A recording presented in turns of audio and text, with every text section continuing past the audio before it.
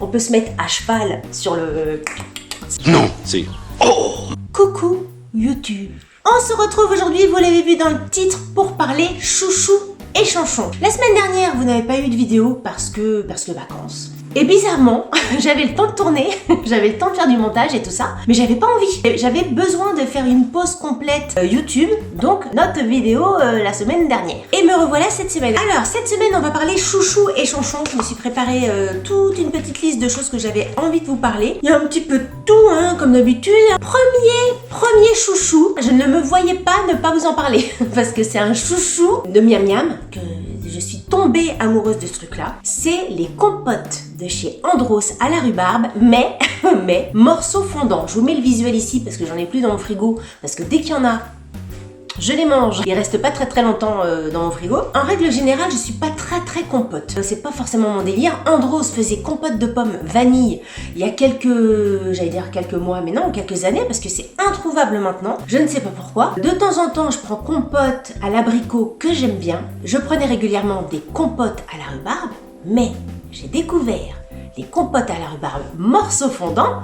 Mais qu'est-ce que c'est bon! Et ça fait pas compote, enfin ça fait compote. Ça fait compote pas mixée, ça fait fruits compotés.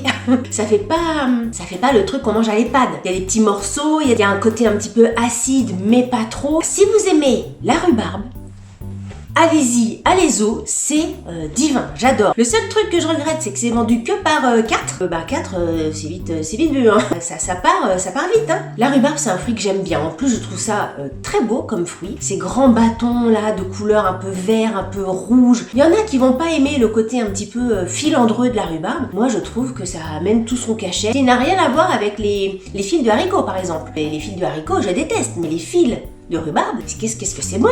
Mais qu'est-ce que c'est bon. Donc essayez et vous me direz en commentaire ce que vous en pensez. Ensuite, un autre chouchou dont je voulais vous parler, c'est ceci. Je ne sais pas si vous connaissez, c'est un détachant extrême sans javel. C'est-à-dire que moi, habituellement, quand on se faisait une petite tâche, etc., de l'huile, de la moutarde, du ketchup, du maquillage, j'en sais rien, moi je mettais vanish. Vanish, j'étais pro vanish. Et l'autre jour, on va prendre l'apéro chez des copains, apéroto hein, en ce moment, apéro avec des petits trucs de chorizo bien huileux, qui a fini sur le t-shirt de mon chéri. Tout de suite, je dis, va passer sous l'eau. Ma copine me dit, non, ne touche pas, ne fais rien, je te passe ceci, et quand tu rentreras chez toi tout à l'heure, tu mets des petites gouttes de ce truc-là. Tu attends, style, 10 secondes, 15 secondes, et après tu rinces à l'eau très chaude. J'y croyais pas, hein. J'y croyais pas quand elle m'a dit ça. Je dis ouais, pep, c'est quoi ce truc-là? Il s'était taché là, c'était tombé un peu sur le pantalon. Je me suis dit les deux trucs sont morts. Parce que nous on a continué à l'apéritif, donc la tache elle est restée, elle s'incrustait dans les fibres, elle était là. Je vais tacher ton t-shirt. Je suis repartie de chez moi avec ça. Elle m'avait prêté sa bouteille. J'ai fait tout ce qu'elle m'a dit. Clic, clac. J'ai attendu 15 secondes. Tac. J'ai rincé à l'eau très chaude. Pas une tache, pas une marque, le truc il est parti, mais nickel. Et pourtant c'était de l'huile, vous savez, un peu rouge de chorizo, le truc coloré, qui tâche. Voilà, donc là c'est une gamme de détachants, mais elle m'a expliqué qu'il y avait plein de détachants différents. Du détachant pour le maquillage, du détachant pour l'huile, du détachant pour... Enfin bref, j'ai pas encore eu le temps de regarder toutes les déclinaisons de détachants qui existaient, mais Rubigine ou Rubigine, je sais pas comment on prononce, super. C'est de la marque Idéal, incroyable. Écoutez, je sais pas si toutes les autres versions, toutes les autres déclinaisons marchent aussi bien que celui-là. Alors le détachant extrême, le vanish à côté de ça, c'est du pipi de chat, hein. Ça c'est mon futur copain de détachant, ça sera Rubigine. Ensuite, de quoi je voulais vous parler? Je voulais vous parler d'une chaîne de télévision qui a été lancée très récemment, puisqu'elle a été lancée en février 2021, février dernier. C'est la chaîne Culture Box. C'est une chaîne qui a été lancée par France Télévisions pour essayer de soutenir la culture, parce qu'en ce moment c'est quand même plutôt difficile pour ce secteur-là, même très difficile. Donc c'est une chaîne qui a été lancée le 1er février et qui devait s'arrêter au mois de mai. Et là récemment ils viennent d'annoncer que la chaîne allait perdurer jusqu'au mois d'août. Donc c'est une chaîne éphémère, hein, au mois d'août terminé le Culture Box. Et sincèrement, si vous aimez tout ce qui est festival, concerts, des opéras, des documentaires, des émissions littéraires, des interviews d'artistes, etc., regardez cette chaîne. Alors selon, je l'ai noté, mais ils vont changer de canal là, ils passaient sur la TNT, sur le canal 19, et là ils vont passer, d'après ce que j'ai lu, à partir du 1er mai sur le canal 14. Renseignez-vous, mais vraiment cette chaîne là, je la trouve hyper bien faite. Moi je suis tombée dessus prévu un dimanche matin. Le dimanche matin, il y a souvent des concerts. Dernièrement, je suis tombée sur un concert, c'était les deux frères là. Big Flo et Oli qui étaient au Festival de La Rochelle. De base, j'aime beaucoup Big Flo et Oli, mais là, de les voir en concert, etc., ça donne vraiment une autre dimension, bah, comme tous les concerts, on va dire. Hein. Moi, ça me rappelle un peu les... ça va faire la vieille de la vieille, mais vous savez, les TV6. Je sais pas si vous avez connu TV6 à l'époque. TV6, à l'époque, quand je devais avoir une quinzaine d'années, n'est-ce pas? C'était ça, c'était vraiment des chaînes dédiées. Alors, c'était plus musical, hein. Là c'est vraiment culture, tout culture, que ce soit la musique, le théâtre, la littérature, etc. Mais voilà, ça m'a rappelé un petit peu ces chaînes-là qui me plaisaient déjà beaucoup à l'époque. J'espère, je croise les doigts pour que cette chaîne ne s'arrête pas comme il est prévu au mois d'août, mais qu'elle perdure dans le temps. Je vous invite tous et toutes à aller la regarder parce que je me dis que plus on sera de gens à regarder ce genre de chaîne, et ben peut-être que les dirigeants, Field, etc., ils vont peut-être se dire, bah non, ça intéresse, il faut continuer le bordel, quoi. Quand je vois des émissions, les anges et les machins, là, bordel, qui durent depuis des années, et puis des trucs de culture box comme ça va durer 6 mois, c'est pas possible. Regardez, je vous invite vraiment à découvrir cette chaîne-là. Moi, j'ai trouvé ça super. Ensuite, on va parler d'un chonchon. C'est pas un chonchon par rapport à un produit ou un truc comme ça, ou quelque chose que j'ai découvert, qui m'a agacé, etc. C'est un chonchon vis-à-vis de moi-même. Alors, je vous explique un petit peu le contexte du truc. Dans mon travail, il m'arrive régulièrement de faire des recherches d'images banques pour trouver des photos pour des projets pour mes clients. Et j'avais besoin de chercher une photo de muguet. Vous savez, le brin de muguet avec le 1er mai. Et en faisant donc muguet sur des sites d'images banques, je suis tombée sur des photos de muguet, donc la petite plante, et des photos de muguet. Vous savez, je sais pas si vous savez d'ailleurs, mais la maladie qu'en général ont les enfants, les bébés, etc. dans la bouche, c'est une sorte, pas d'herpès, mais je suis tombée sur ces photos-là. Et donc j'ai fait une story pour en mettant un petit peu à la rigolade. Comment j'ai marqué ça? Je cherchais une photo de muguet, mais j'avais oublié de préciser plante. Quand tu tapes muguet et que dans toutes les photos que tu vois, t'as que des bouches, des machins, des trucs d'herpès. Je vous raconte pas les images qu'on peut voir. Vous allez me dire, mais Delphine, pourquoi tu nous racontes tout ça? Qu'est-ce que tu veux dire? Qu'est-ce que tu veux dire? Qu'est-ce que tu veux dire? En fait, j'ai reçu un message d'une dame qui m'expliquait que voilà, elle avait vu mon post et que ça l'avait un petit peu blessée parce que le muguet, ça pouvait être beaucoup plus grave que le simple petit truc pour les enfants et que sa fille, elle, était atteinte de muguet, qu'elle avait régulièrement depuis apparemment, d'après ce que j'ai compris, des années cette maladie-là, que ça pouvait engendrer d'autres symptômes tels que, alors elle m'a donné le nom, je l'ai plus ici, je vous le mettrai là si je vais le retrouver, une maladie qui entraîne une très mauvaise haleine. Elle sait bien que je l'ai pas fait exprès, elle sait bien que je l'ai pas fait par méchanceté, c'était vraiment, comme je lui ai expliqué, plus par méconnaissance qu'autre chose, parce que je suis pas du tout du genre à vouloir me moquer de qui que ce soit et de quelque maladie que ce soit. Donc quand j'ai publié ces photos de muguet, de langue muguet, c'est vrai que j'ai pas tilté en me disant que ça pouvait blesser quelqu'un, parce que pour moi le muguet c'était une maladie bénigne déjà, et puis je me dis que voilà, on prend un médicament et que ça passe. Donc c'est un chonchon contre moi, mais pas vraiment contre moi, parce que je pouvais pas, on peut pas tout savoir dans la vie. Mais ça me tenait à cœur de vous en parler, parce que c'est vrai qu'il y a des maladies comme ça dont on parle pas forcément suffisamment assez. C'est bien d'avoir à l'esprit qu'une maladie qui nous semble bénigne, comme le muguet, où on se dit que c'est que les bébés qui sont touchés, que ça peut toucher des personnes beaucoup plus grandes et que ça peut enquiquiner la vie des gens. Voilà, je voulais vous en parler parce que ça m'avait pas contrarié, mais ça m'avait un petit peu embêté d'avoir malgré moi blessé cette dame et sa fille. Ensuite, on rebondit sur un chouchou. C'est l'été, pas encore, mais en tout cas c'est le printemps, le soleil est là, il fait beau, il fait chaud, les apéros, il fait beau, il fait chaud, apéro. Régulièrement, dans mes stories, régulièrement, ça fait un peu la nana, pas du tout, mais souvent, en tout cas quand j'en fais dans mes stories, je partage le punch maison que je fais, et souvent vous me demandez la recette. Je crois que j'en ai déjà parlé dans une vidéo YouTube, mais je ne sais plus laquelle. Donc je me suis dit que j'allais vous rappeler la recette de mon punch parce qu'il est tellement bon. C'est pas qu'on ne boit que ça, mais on en fait tout le temps. Surtout là pour les beaux jours, quand il fait chaud, etc. Quand vous avez des copains à la maison, ou si par exemple vous avez une fête, alors en ce moment les mariages, les machins et tout ça, c'est un petit peu, comment dire, un petit peu terminé, etc. Et que vous cherchez une alternative, une boisson un petit peu qui change du, comment ça s'appelle la boisson avec le vin là et les fruits, que pour je vous donne ma recette de punch. Alors, pour le punch Delphine, vous avez besoin d'une bouteille de rhum. Moi je fais tout par bouteille, hein, comme ça il n'y a pas besoin de faire des grammes, des machins individuels. 1 litre de rhum, 1 litre de jus d'orange, 1 litre de banane et 1 litre de jus d'ananas. Vous rajoutez 2 cuillères à café de cannelle, 1 ou 2 bâtons de vanille coupés en 2, raclés, etc. Et vous ajoutez quelques clous de girofle. Alors, on va dire 6-8. Donc ça vous fait 4 litres de punch. Vous mettez ça dans le frigo, vous laissez macérer. Chez moi, ça ne macère pas des masses, hein, parce que quelquefois, je la veille pour le lendemain, c'est très bon aussi. Hein. Après, vous remplacez des bouteilles vides et ça vous fait vos 4 litres de rhum pour qui normalement doit vous tenir un petit peu. Hein. Quand il y a des copains, etc., c'est vrai que ça se boit très vite parce que c'est pas fort, c'est ça le piège, hein, c'est qu'on a tendance à se resservir. C'est une boisson que tout le monde aime, autant les femmes que les hommes. Vous nous demanderez des nouvelles, c'est ma recette de rhum et comme on dit toujours, donne du rhum à ton homme. Et je le dis, l'abus d'alcool est dangereux pour la santé, donc faites attention et tout ça. Ensuite un chanchon.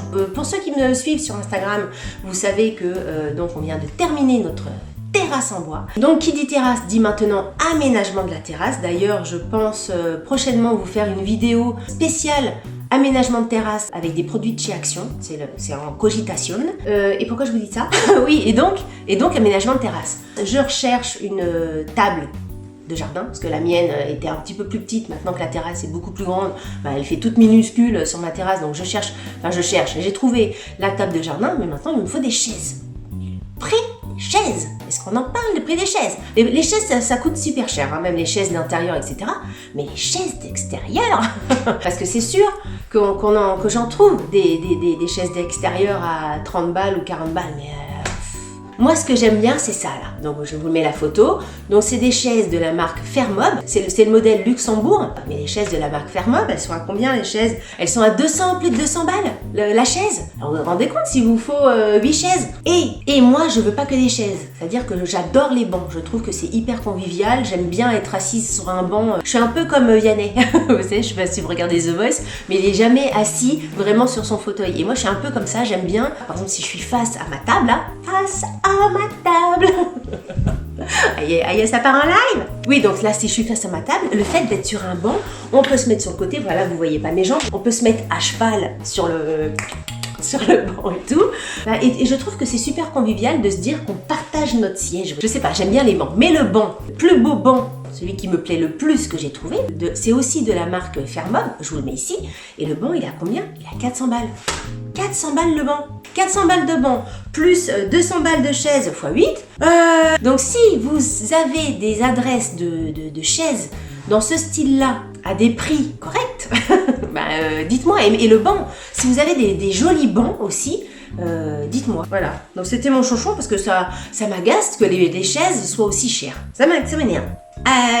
Ensuite, tout à l'heure on parlait de muguet, là. Sujet que j'avais pas prévu de vous parler. Par contre, un sujet dont je voulais vous parler, c'est l'herpès. Je vous l'ai dit dans mes dernières vidéos, très régulièrement ces derniers temps, j'avais de l'herpès. J'ai toujours eu de l'herpès, hein, depuis mon adolescence. Ça, c'est un truc qui est en soi. Et puis dès que y a les règles, dès qu'on est fatigué, dès qu'on est contrarié, les premiers soleils, etc., ça sort. Il y a le côté un petit peu disgracieux, on va dire, mais même physiquement, ça peut donner de la fièvre, bouton de fièvre, hein, c'est pas pour rien. Ça gratte, ça chauffe, ça peut être un tout petit truc, comme ce que je disais tout à l'heure, mais ça peut être, moi, il m'est arrivé une fois de pas pouvoir aller travailler, je pouvais pas parler comme ça m'avait pris vraiment toute la bouche. Et là, ces derniers temps, j'ai toujours un bouton de fièvre. Je m'étais posé la question si c'était pas les masques qui faisaient que, le fait de respirer tout le temps, toute la journée dans le masque, toutes les bactéries qu'on peut souffler par la bouche, ça reste sous le masque et puis tac et vous voyez, j'avais posé la question à un médecin et le médecin m'avait dit pas du tout, ça n'a rien à voir avec le masque, c'est parce que voilà, ces derniers mois j'étais un petit peu plus mal, voilà, c'est la période qui, à chaque fois que je parle de ça, j'arrive pas à parler, mais bref, vous voyez, j'étais pas très bien et donc à chaque fois j'avais l'herpès qui venait. L'autre jour, je vais voir le médecin et je lui demande, pour celles et ceux qui ont de l'herpès, vous connaissez certainement, c'est le produit, la petite crème qu'on met pour que ça passe, de me prescrire ce petit truc et le médecin commence à à me poser des questions. Je lui dis qu'effectivement j'en ai très régulièrement ces derniers temps. Il me dit, est-ce que vous avez déjà pris des médicaments, enfin des cachets pour l'herpès, pour les boutons de fièvre? Il me dit oui, ça existe. Ça fait depuis que j'ai 15 ans, enfin depuis mon adolescence que j'ai de l'herpès, jamais on ne m'avait parlé d'un médicament à ingérer contre l'herpès. Donc c'est à prendre 2 fois par jour pendant juste un jour, juste quand l'herpès commence à sortir un petit peu, et ça vient stopper la pousse. Dès que j'en avais un qui était fini, il y en avait un autre qui arrivait, ça se finissait, ça arrivait, ça finissait, ça arrivait. Depuis qu'il m'a donné ça, j'ai pris 2 comprimés, j'en ai plus eu un seul, alors que ça faisait au moins 6 mois que j'en avais très très régulièrement. Je ne savais pas que ça existait ce genre de choses, et je voulais partager ça avec vous parce que ça peut aider. Donc, si vous avez des soucis comme ça, n'hésitez pas à en parler à votre médecin. On va terminer par un musicien, par un chanteur. Si vous regardez The Voice, vous l'avez peut-être découvert, c'est Jim Bower. J'ai complètement craqué sur ce mec-là. Si vous ne le savez pas, Jim Bower est le fils de Axel Bauer.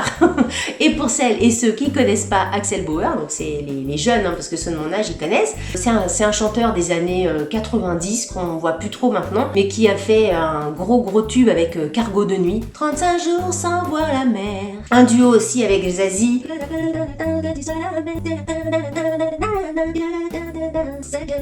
Bref, c'est son fils. Dernièrement, il a fait une reprise de Tata Yo-Yo. Alors Tata Yo-Yo, moi autant vous dire que quand j'étais petite, Tata Yo-Yo d'Annie Cordy, je faisais des spectacles dans mon salon. Vous savez, souvent les enfants ils font des spectacles à l'heure de l'apéritif, ils préparent ça, et à l'heure de l'apéritif, devant les amis ou devant la famille, ils font leur et moi, c'était sur Tata Yo-Yo. J'avais un grand boa, j'avais un chapeau, mon parapluie, et je faisais Tata Yo-Yo, qu'est-ce qu'il y a sous ton grand chapeau?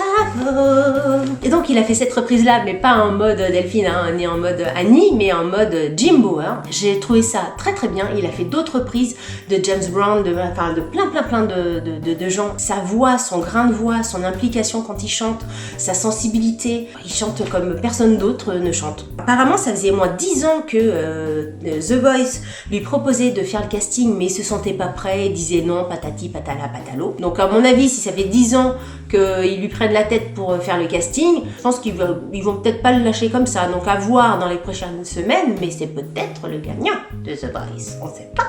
Et chose quand même qui m'a surprise, c'est que Jim Bower, c'est pas le gars qui sort de la rue et puis qui vient chanter sur le plateau The Voice. Apparemment, ça c'est source Wikipédia. Apparemment, il a écrit déjà pour Florent Pagny, pour Slimane, pour Barbara Pravi et pour Jean-Baptiste Guégan. Vous savez, Jean-Baptiste Guégan, la copie de Johnny. Johnny. Voilà, il a déjà écrit pour Florent Pagny. Donc quand le gars, il s'est tourné, je me rappelle pas Florent Pagny dire « Ah bah ouais, Jim, on se connaît, t'as écrit pour moi. » Donc, du coup, Jim Bower, il a été dans l'équipe de Marc Lavoine. Avec ses petites lunettes. J'aime beaucoup Jim Bower, après c'est un petit peu dommage que tout ne soit pas dit. Apparemment c'est un pro le mec, il écrit pour Florent Pagny, Slimane et Barbara Pravi déjà. Bon ben voilà, il a un métier le mec, il attend pas The Voice pour en vivre, j'imagine. Enfin bref. En tout cas, je tenais à vous dire qu'il est très bon et que moi j'ai commencé à le suivre sur Instagram. Je vous invite à le suivre, je le trouve très bien. Voilà. Et bien écoutez, pour une reprise de vidéo après une petite pause de vacances, elle est quand même assez dense. J'espère que ça vous a plu. D'ailleurs, si cette vidéo vous a plu, n'hésitez pas à la liker. Et comme je dis toujours, si cette vidéo ne vous a pas plu, et bien écoutez, likez-la quand même, ça vous fera les pieds. Sur ce, je vous dis à très bientôt pour une nouvelle vidéo. Salut, bye bye.